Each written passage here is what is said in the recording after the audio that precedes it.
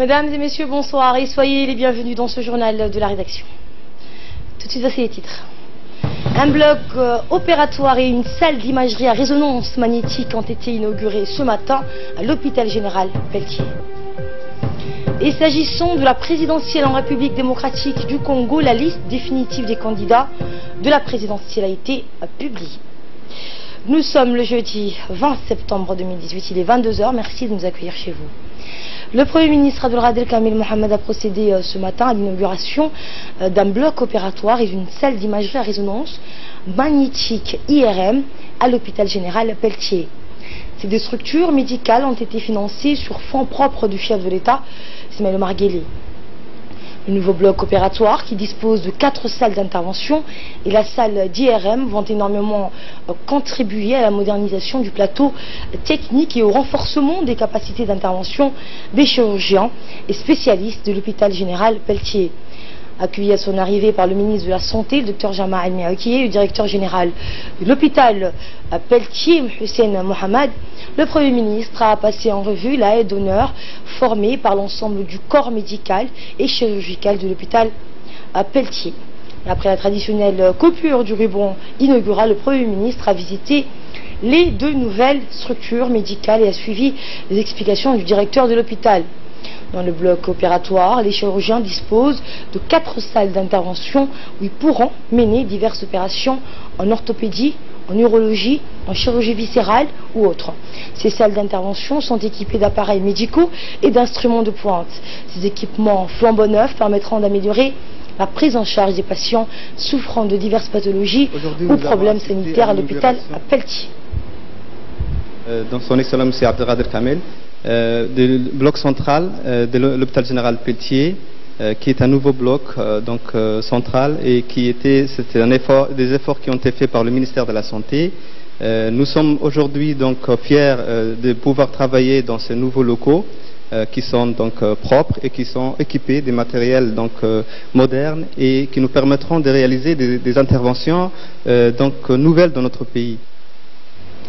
Et le bloc opératoire dispose en outre de 2 salles dites de réveil où les patients sont admis peu après avoir subi de lourdes opérations. Plus tard, ils sont ensuite admis en salle de réanimation. L'hôpital Pelletier se dote ainsi d'équipements ultramodernes qui répondent aux normes internationales en matière de chirurgie.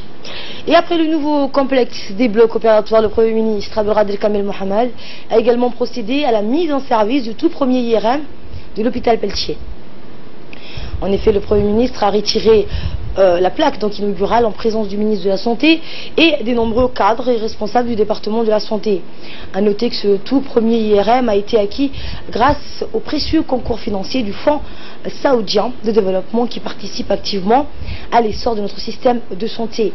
Au cours de leur visite, le Premier ministre et le ministre de la Santé ont écouté avec attention les explications fournies par la radiologue Dr Falida sur les avantages bénéfiques et les avancées tangibles obtenues dans le domaine du diagnostic médicaux grâce à l'utilisation de l'imagerie par résonance magnétique. Pour sa part, le ministre de la Santé, le Dr Jamal Mioki, a déclaré que toutes ces nouvelles acquisitions d'appareils d'investigation de grande précision concourent à l'amélioration des prestations préventives et curatives pour la prise en charge thérapeutique des maladies non transmissibles telles que les pathologies tumorales. C'est la machine que vous voyez derrière moi, une très machine qu'on vient d'acquérir, 1.5 Tesla. Et je suis certaine que grâce à cette nouvelle machine, nous pourrons amener des diagnostics plus pertinents et être encore plus utiles pour nos malades, et notamment sur le plan diagnostique, sur le plan du suivi de leur pathologie. Dans un mot prononcé à cette occasion, le directeur de l'hôpital Pelletier, Hussein Mohamed Hussein, a indiqué que ces inaugurations constituent une étape cruciale dans le développement de la modernisation de l'hôpital général Pelletier. Cet hôpital joue un rôle, a-t-il dit, prépondérant dans le système de soins du pays. On l'écoute. Aujourd'hui, nous avons inauguré au niveau de l'hôpital général Pelletier, sous le haut patronage de son Excellence le Premier ministre, M. Abdelradel Kamel Mohamed, qui a honoré sa présence pour l'inauguration du nouveau bloc opératoire de l'hôpital général Pelletier. Ce bloc opératoire date depuis un certain nombre d'années. Il a été achevé pendant le premier trimestre de l'année 2017 sur fonds propres du ministère de la Santé. Et les équipements de ce bloc opératoire octroyés par son Excellence le Président de la République, Al-Hajj Omar Guelleh. Donc lorsque nous avons proposé que nous avions des difficultés vu le nombre de médecins chirurgiens qui sont venus dans le pays, ou dans le cadre de la coopération, ou des médecins djiboutiens, ça a donné une pression énorme sur les autres salles d'opération qui existaient. C'est pour ça que nous avons pris la décision de terminer le bloc opératoire. Ainsi, le Président nous a octroyé tous les équipements nécessaires pour ouvrir et pour le rendre fonctionnel ces 4 salles d'opération. Ce bloc opératoire est composé de 4 salles d'opération, dont une salle pour la chirurgie viscérale, une salle pour la chirurgie d'urologie, une salle pour la chirurgie orthopédie et une salle pour la chirurgie vasculaire. Cette IRM est 1,5 Tesla. Elle est de marque Siemens. Nous nous réjouissons que cet appareil est opérationnel et fonctionnel, et nous appelons à nos concitoyens de venir se consulter, venir au niveau de l'hôpital avec la carte d'assurance maladie. C'est une nouvelle technologie de notre pays, et nous sommes fiers de l'acquérir cet appareil à travers le don d'un ami et d'un pays frère de l'Arabie Saoudite. Et dans son intervention, le Premier ministre a souligné l'importance de la mise en service de ces nouvelles installations médicales de pointe pour la prise en charge des patients. Le Premier ministre a en outre appelé à faire preuve d'une plus grande attention quant à la maintenance de ces équipements afin qu'ils puissent durer. Écoutons l'intervention du Premier ministre. Nous venons d'ouvrir effectivement ou d'inaugurer plutôt les équipements tout récents arrivés à Djibouti dans le secteur public, qui est l'IRM, qui va donc, disons, apporter en plus pour la santé publique à Djibouti et surtout pour les patients. Maintenant, il est donc de notre devoir de soutenir ce département pour qu'effectivement ils arrivent à avoir plus de résultats au niveau de la santé. Tout à l'heure, le médecin me disait que voilà, ils ont découvert donc un patient qui avait donc un cancer du cerveau. J'espère que d'ici là, nous pourrons aussi avoir des équipements pour la chimio. Oui, effectivement, nous avons vu aussi le bloc opératoire, orthopédique, viscéral, qui sont actuellement équipés. Et donc ça aussi, ce sera en plus pour la santé publique et pour les patients djiboutiens et étrangers s'ils veulent être soignés à Djibouti. Il faudrait que tout le monde participe à l'entretien et au maintien de ces équipements dans de bonnes conditions. Et je vous amène en Azerbaïdjan où le président de l'Assemblée nationale, Mohamed Ali Hamad, a été reçu hier après-midi à Bakou par son homologue Oktay Asadov. Cette visite officielle intervient à l'occasion de la célébration du 100e anniversaire de la fondation du Parlement azerbaïdjanais, à laquelle le président du Parlement djiboutien a été convié. Le président de l'Assemblée nationale s'est rendu à Bakou à la tête d'une délégation de parlementaires. Et bien, au cours de leur entrevue, les deux présidents des parlements ont plaidé pour le renforcement des relations bilatérales et de la coopération entre les deux pays amis. Les deux hommes se sont en outre félicités de la convergence des points de vue sur de nombreux sujets et des liens multiformes qui existent entre l'Azerbaïdjan et Djibouti. Le président Asadov a indiqué qu'il attachait une grande importance à l'approfondissement de la coopération économique. Et retour à Djibouti où vendredi dernier, une lionne s'était échappée du refuge d'Ekon, faisant 3 blessés parmi les riverains. Après plusieurs heures de recherche et de poursuite, la gendarmerie nationale est parvenue à retrouver la bête et à l'abattre. Cet incident tragique est le second du genre, ce qui a laissé plusieurs questions en suspense sur la façon notamment dont la lionne a pu s'enfuir et sortir de son enclos de fortune. Pour apporter des éléments de réponse, notre équipe a pu mener sa propre enquête sur cette affaire. Là voici, regardez, c'est un document réalisé par Abdelrahman Mohamed.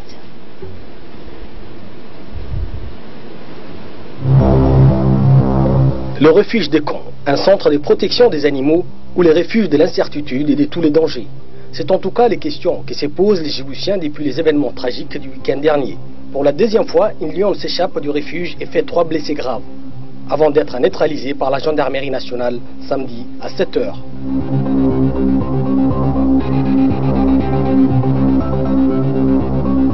C'est par cette brèche dans la clôture que la lionne s'est échappée. Là-dessus, il n'existe aucun doute, comme les confirment les traces de ses poils sur le grillage.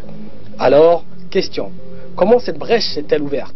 Une lionne est-elle capable de le faire toute seule ou est-ce un acte de sabotage pour discréditer le refuge? Pour le sous-préfet de la localité de Demerjog, qui s'est plaint de ne pas faire partie de la commission des sécurités, il s'agit purement et simplement d'une défaillance dans la gestion. Non, je ne suis pas partie de cette commission, tout d'abord, mais j'étais assisté pour l'inauguration des premières clôtures du Lyon qui a été fait par le FDJ. Ce jour-là, nous avons demandé, étant que sous-préfet, j'avais demandé de faire une deuxième clôture. Mais le docteur La France n'a pas écouté. C'est qu'on l'a vu maintenant, mais c'était une défaillance. Tout ce qu'on a vu, c'était une défaillance. Il y a près d'un mois, et à la grande surprise du docteur Bertrand Lafrance, président de l'association des camps qui gère le refuge, un lion en bonne santé a été retrouvé mort. Alors qu'une brèche s'ouvre et qu'une lionne quitte aussi facilement le refuge est encore plus surprenant. En tant que vétérinaire à cheval sur le comportement animal, il est quasi impossible que la lionne ait pu de la sorte endommager ce nouveau grillage, dont la sécurité a été vérifiée plusieurs fois, créer une sortie et s'est retrouvée dans la nature, nous dit Dr Lafrance. Effectivement, c'est très curieux parce que quand on m'a appelé vers 1 h du matin, je pensais d'abord à un canular, parce que notre enclos venait d'être terminé, il avait été vérifié par des commissions de sécurité. Il faut savoir quand même que le grillage il est soudé dans des mètres cubes de béton au sol et que tous les rouleaux de grillage ont été scellés pratiquement par des anneaux, donc c'est quasiment impossible pour un lion de sortir d'un enclos pareil. Et on voit bien qu'en fait il y a eu désolidarisation entre deux morceaux de grillage. Pour nous assurer que la lionne était incapable de défaire les anneaux, même par une forte pression, nous avons voulu avoir un avis indépendant qui, sous couvert d'anonymat, a catégoriquement rejeté cette hypothèse.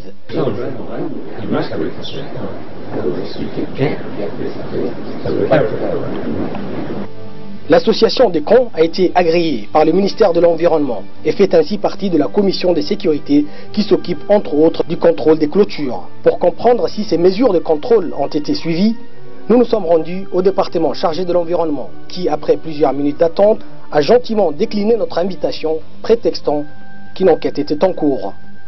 Cette enquête est menée par l'OPJ de la gendarmerie nationale. Le lieutenant-colonel Hussein Nourdalier nous en dit plus. islamarkiina waxaan furnay dacwad baan furnay oo afka qalaad lagu yiraahdo enquête dacwadaasi si loo ogaado wixii meesha ka dhacay iyo sababtii ay uga baxsatay sidii ay uga baxsatay waxaasoo dhan si loo ogaado oo hudhootooda looga qaato qaraar cadaaladdu qaraar uga qaato ayaan furnay.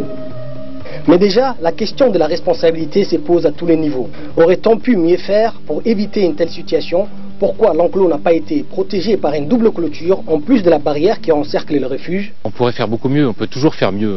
Le problème, c'est toujours la même chose, c'est l'argent qui est le nerf de la guerre et qu'une clôture, ça coûte très très cher. Pour vous donner juste un ordre d'idée, le nouvel enclos des lions, il a pratiquement coûté la somme de 80 000 €. On est doublement peiné d'avoir fait ça pour rien, puisque la décision au final, c'est de se séparer des lions, parce qu'à Djibouti, tant pis, on n'est pas prêt pour accueillir des lions. Même si d'autres alternatives comme les fléchettes anesthésiantes furent possibles, la lionne a été abattue. Aujourd'hui, il ne reste qu'Amélia, dernière lionne du zoo des Doudas.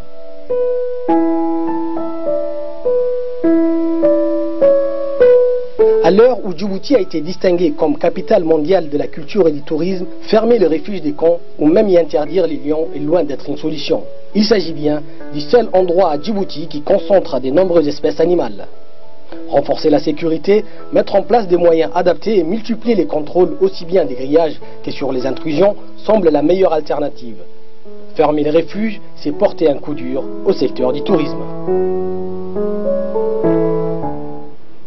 Social à présent, une cérémonie de lancement du projet Solutions sociales pérennes pour les populations hautes, les réfugiés et les migrants les plus vulnérables sur le territoire djiboutien s'est tenue ce matin au Palais du Peuple. Cette cérémonie a vu la participation de la secrétaire d'État chargée des Affaires sociales, Mme Mona Ousmane Aden, du ministre de l'Économie et des Finances, Ilyes Moussa Douali, de l'ambassadeur de l'Union européenne, Adam Koulash, et de la représentante du PAM à Djibouti, Mme Mouchinda Chimouka, ainsi que d'autres représentants des organisations du système des Nations Unies à Djibouti. Ce projet à hauteur de 6 850 000 € pour une durée de 3 ans a pour objectif principal de soutenir d'une manière durable la population nécessiteuse en lui offrant un paquet de prestations sociales de nature à les aider à sortir du cercle de la pauvreté. Écoutez la directrice du PAM ainsi que l'ambassadeur de l'Union européenne à Djibouti. Et le phénomène des personnes déplacées en Afrique. Je voudrais constater, bien sûr, la vérité qui est très simple, que la population défavorisée, il est très difficile à partager. C'est tout le monde. Normalement, ce sont les nationaux, les réfugiés, les migrants. Et c'est pour ça qu'on veut vraiment soutenir par cette action un système maintenant créé par l'État de Djibouti pour aider les personnes les plus défavorisées, y compris bien sûr les réfugiés. Le ministre de l'Économie et des Finances, Ilyes Moussa Douali, et la secrétaire d'État aux Affaires sociales ont tous deux affirmé que cette opportunité offre donc d'élargir l'assiette de la protection sociale des individus sans ressources financières et de renforcer notre système de prise en charge des pauvres dans l'assurance maladie universelle. On les écoute. Faim et à zéro malnutrition, en tout cas pour également l'enfance, mais également d'arriver à zéro, comment dirais-je, à une bonne santé à toute la population vivant en République de Djibouti dans un cadre de vie amélioré.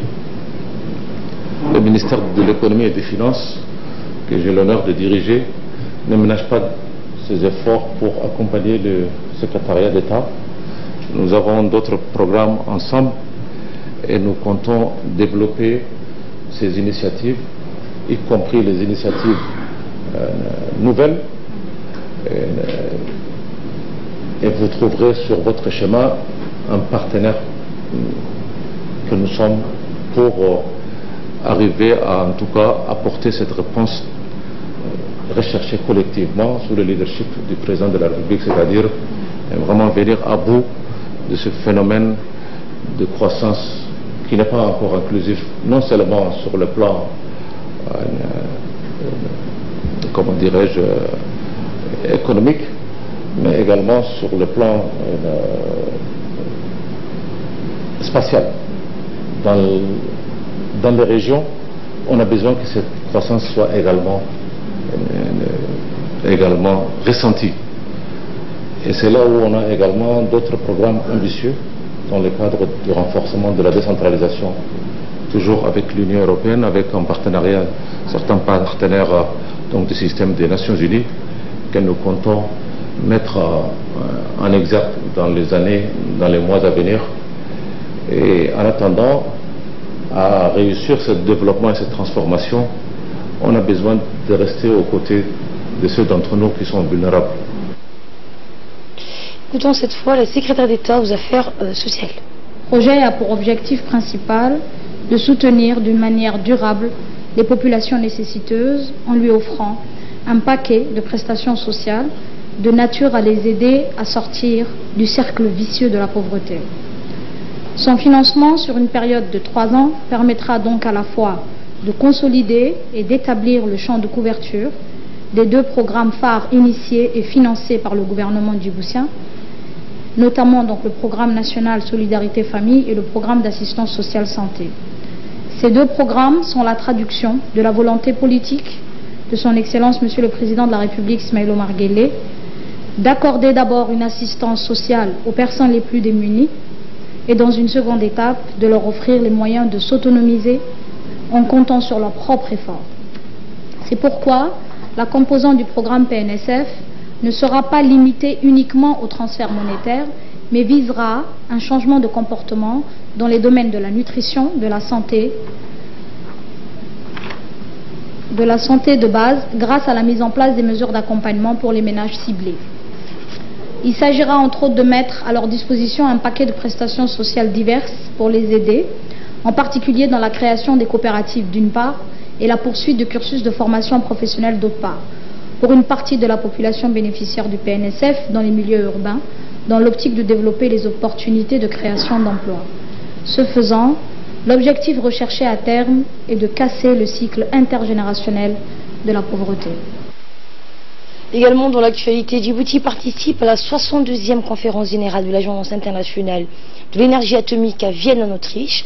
Une délégation djiboutienne conduite par le représentant permanent de la République de Djibouti auprès de l'Agence internationale de l'énergie atomique à Vienne, également ambassadeur de Djibouti à Berlin, Den Mohamed Eleta, prend part à cet important événement annuel durant lequel les représentants des États membres examinent une série de questions relatives à la sécurité et à la sûreté nucléaire.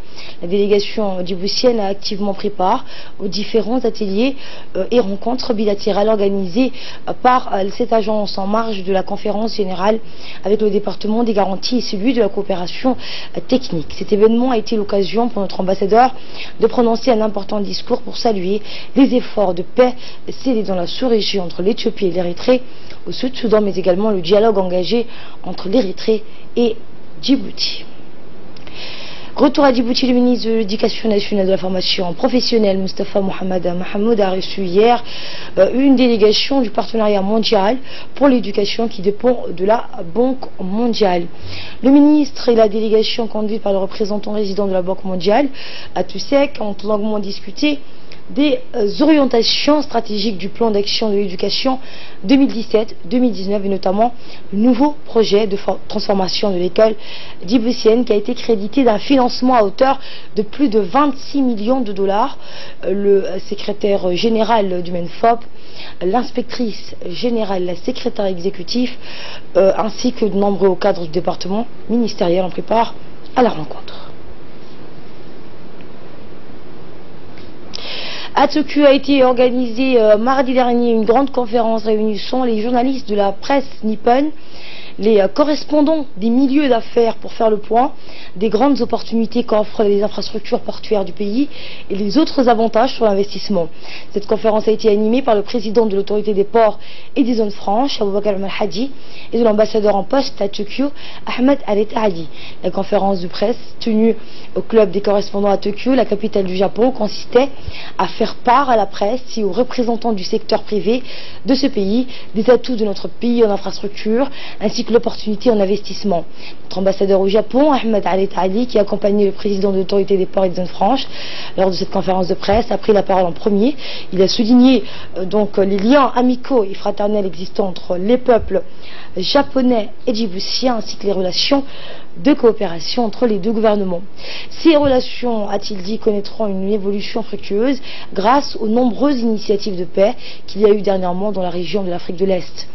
À son tour, prenant la parole à son tour, le président de l'autorité des ports et des zones franches n'a pas manqué de souligner le développement durable et rapide de notre pays en infrastructure qui tend à devenir, a-t-il dit, un hub économique et régional grâce à la ligne de chemin de fer électrique liant notre pays à l'Éthiopie voisine et la nouvelle zone franche de Djibouti destinée à transformer Djibouti en une importante plateforme de la région de l'Afrique de l'Est. Et à l'issue de cette conférence, les représentants du secteur privé de ce pays ont montré leur intérêt à venir investir à Djibouti et prospecter les possibilités de s'installer dans la nouvelle zone franche internationale. Également dans l'actualité de ce 22h, dans le cadre de la célébration de la Journée internationale de la protection de la couche d'ozone, le ministère de l'Habitat, de l'Urbanisme et de l'Environnement, à travers la direction de l'environnement et du développement durable, a organisé aujourd'hui au Palais du Peuple un atelier d'information et de sensibilisation sur la problématique de destruction de la couche d'ozone destinée aux professionnels des médias. Cette année, la Journée internationale de la protection de la couche d'ozone a pour terme « Gardons la tête froide et poursuivons nos efforts pour le protocole de Montréal ». Ce thème est un cri de ralliement qui exhorte tout le monde à agir pour la sauvegarde du protocole de Montréal visant à protéger de la couche d'ozone et le climat. La cérémonie d'ouverture de cet atelier a été coprésidée par Dine Abdallah Omar, secrétaire général du ministère de l'Habitat, et de Madame Fatima Elcher, représentante résidente adjointe du PNUD. Le secrétaire général du ministère de l'Habitat et de l'Urbanisme et de l'Environnement a rappelé les différentes étapes engagées par les nations du monde pour la sauvegarde de notre couche d'ozone, le rôle de la couche d'ozone et les mesures entreprises tant au niveau international que national. Nous l'écoutons. La couche d'ozone, c'est un bouclier céleste qui protège la vie sur Terre contre le rayonnement ultraviolet.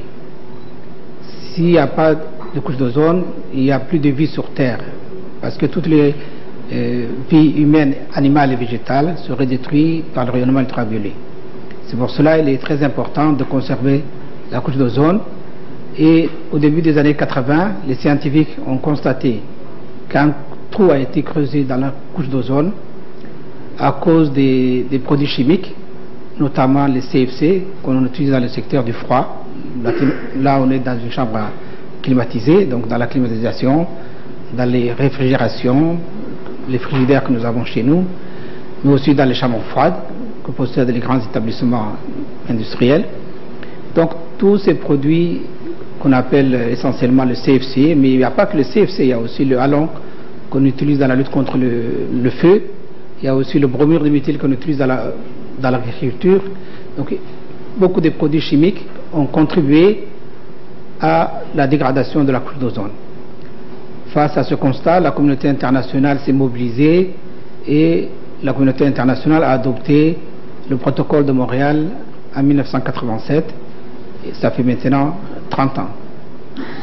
Suite, Djibouti a ratifié le protocole de Montréal en 1999. Et une fois que nous avons ratifié le protocole de Montréal, nous avons mis en place des mesures, des actions, comme les autres pays, pour assurer la protection de la couche d'ozone. Djibouti a d'abord mis en place une réglementation qui contrôle l'importation des substances appauvrissant la couche d'ozone, notamment les CFC. Dans le reste de l'actualité, je vous emmène à Arta, où le ministre délégué chargé de la décentralisation s'est rendu dans la région pour prendre la mesure de l'état d'avancement de la mise en œuvre de la fiscalité locale. Il était accompagné au cours de ce déplacement de ses principaux collaborateurs. Après une visite de courtoisie chez le préfet de la région et une réunion de travail au siège du conseil régional, il s'est entretenu avec le président du conseil régional. À cette occasion, le ministre s'est enquis de la situation. Il a ensuite exhorté les élus locaux à s'impliquer davantage pour assurer une meilleure collecte des impôts. À cet effet, selon le ministre de la décentralisation, leurs activités devraient surtout porter sur la sensibilisation des commerçants et des notables, en mettant en exergue le fait que cet argent collecté auprès d'eux sera réinvesti dans les activités de développement de la région. En outre, le ministre délégué à la décentralisation a assuré le président et son comité d'élus locaux de la disponibilité de son département à les former sur le montage des projets. Il n'a pas manqué de rappeler l'intérêt particulier que le président de la République accorde au succès de cette décentralisation fiscale, laquelle devra permettre l'émergence des pôles de croissance économique et régionale. Après la réunion avec le conseil régional, le ministre est rendu au centre même régional, donc des impôts. Il a pu constater sur place l'effort fourni pour les contribuables locaux et le remarquable professionnalisme des agents de service de la fiscalité en matière de recouvrement des recettes fiscales. Recensement avec les agents des impôts temporaires, ils ont recensé l'ensemble de la région de Merjo, oui, à Arsa, BK55, Arsa, tout ce qui est comme taxe professionnelle, des boutiques, des transporteurs, des taxis, etc. Nous avons procédé au début de cette année le recouvrement des principes des taxes avec le chef de centre des impôts ici, avec les agents qui les épaulent, et nous avons fait un grand pas en avant. Tout à fait autre chose, on en parlait dans nos journées d'hier sur cet accident mortel qui a eu lieu hier. Ce choc frontal, donc il a eu lieu donc avant-hier sur un virage a coûté la vie de 4 individus sur place, notamment le chauffeur et 3 autres passagers. La gendarmerie nationale qui a mené une enquête sur cet accident nous affirme que ce drame a eu lieu donc à 200 mètres du barrage de Galilée. Et pour plus de précision, on regarde donc l'intervention de ce gendarme. sida loo ogyahayba maqribka maalin walba fronteerkeena waa la xidhaa gaariyaasha Itoobiya Djibouti ka baxa transports en commun se dirigeaient vers la frontière dans le cadre de ces activités de transport des passagers qui effectuent donc un dépassement sans s'assurer du danger et circulant du sens inverse et a été percuté en plein fouet par un camion éthiopien en provenance de l'Éthiopie. Page nécrologie cette fois, nous avons le regret de vous annoncer le décès survenu de feu Mohamed Gassem Momin, père de 6 enfants. Le défunt était âgé de 72 ans, diplômé de l'Université du Caire, faculté sciences politiques. Il fut parmi les premiers cadres diplomates du ministère des Affaires étrangères. Il a ouvert donc l'ambassade de Djibouti au Caire après son indépendance. C'était une personnalité qui a contribué énormément à la formation des jeunes cadres de l'État. En apprenant cette triste disparition, l'ambassadeur de Djibouti à Koweït adresse ses sincères condoléances à la famille et aux proches du défunt et prie Allah, le Tout-Puissant, de l'accueillir dans son vaste paradis. Inna lillahi wa inna ilayhi raji'un. Tout à fait autre chose avec cette image du jour de notre photographe Hussein Esman, et cette fois que nous partageons avec vous la nouvelle mosquée qui se trouve juste en face du port, du côté de Saline Ouest, où les travaux sont en cours de finition. Cette mosquée se distingue par son architecture et sa mosaïque qui retrace la culture musulmane de la Turquie, connue dans l'histoire sous l'Empire ottoman. Et bien, cette nouvelle mosquée, qui est financée par la fondation Turquie Diyanet, a la capacité d'accueillir jusqu'à 3000 fidèles et se distinguera parmi les mosquées construites en Afrique. Et de là, nous passons à ce qui domine l'actualité dans le continent avec Samata Al-Sirid. Bonsoir. Bonsoir Asma, bonsoir à vous. Et on va parler donc de la CENI qui a publié la liste définitive des candidats à la présidentielle en République démocratique du Congo. Effectivement, Asma, si en RDC, le processus électoral entre dans sa dernière ligne droite. À 3 mois du scrutin, la Commission électorale nationale indépendante, la CENI, vient d'annoncer la liste définitive des candidats à la présidentielle du 23 décembre prochain.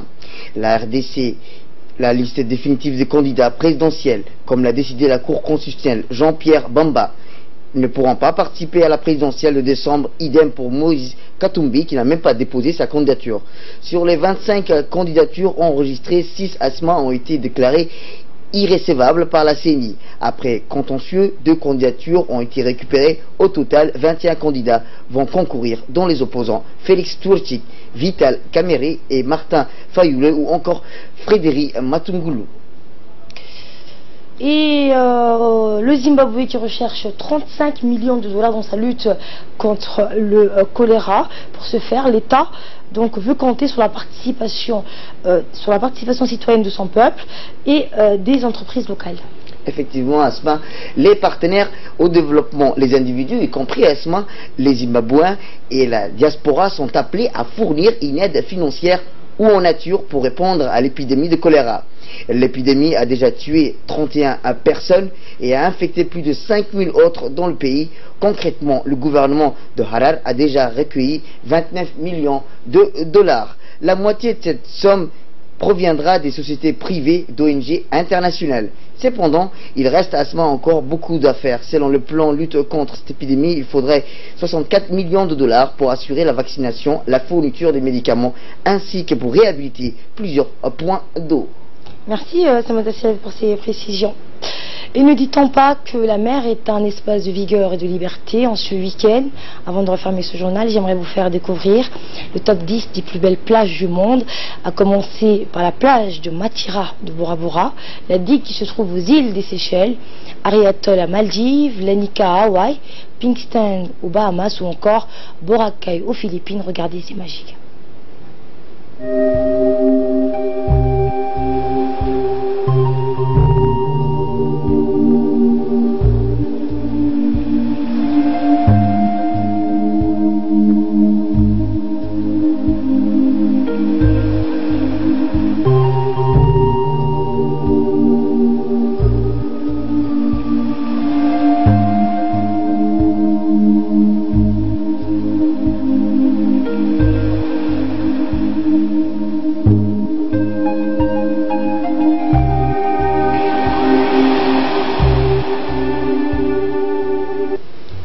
Mesdames et messieurs, ce journal vous a été réalisé par l'ensemble de la rédaction. Merci à vous de l'avoir suivi et de suivre tous les jours l'information sur la première chaîne djiboutienne. Bon week-end, Diatis.